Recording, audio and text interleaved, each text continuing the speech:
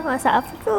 Perasan tak sebelum ni saya ada kongsikan resepi nasi ni, tapi kali ni kita upgrade bagi dia tambah lagi sedap. Jom hari ni kita masak garlic butter rice with herb. So mula kita cairkan butter, kita tumiskan setengah biji bawang holland dan 6 ke 7 biji bawang putih yang dicop. Tumiskan sampai naik bau dan golden brown, masukkan 1 helai daun salam, sedikit piece herb dan 1 helai daun pandan. Tumiskan sampai naik bau, masukkan 1 cawan beras basmati yang sudah dicuci. Masakkan sekejap, lepas tu kita masukkan 1 cawan susu full cream ataupun susu cair dan 1 cawan air. Boleh perasakan dengan setengah cube batir ayam dan garam secukup rasa. Untuk warna masukkan sedikit serbuk kunyit, nak guna pewarna kuning pun boleh. Bila rasa dah okey, kita pindahkan ke dalam rice cooker dan masak macam biasa. Bila dah masak elok, kita gemburkan nasi kita sekejap. Taburkan bawang goreng dan irisan daun ketumbar. Biarkan dia rest sekejap dalam 5 minit macam tu. Bolehlah kita hidangkan. Cantik je kejadian nasi kita. Pederai elok, dah bau pun dah sedap. Siaplah resepi simple kita hari ni, nasi garlic butter with herb. Nak makan dengan apa jua dah lauk pun sesuai. Ni saya makan dengan ayam bakar dan ayam goreng. Tak perlu dah kita nak hidangkan sekali dengan kuah bagai. Makan macam tu pun dah sedap sangat. Cukup rasa dah berlemak. Hari Raya Haji pun dah tak lama. Bolehlah save resepi ni dan buat nanti. Untuk lebih banyak resepi, boleh follow,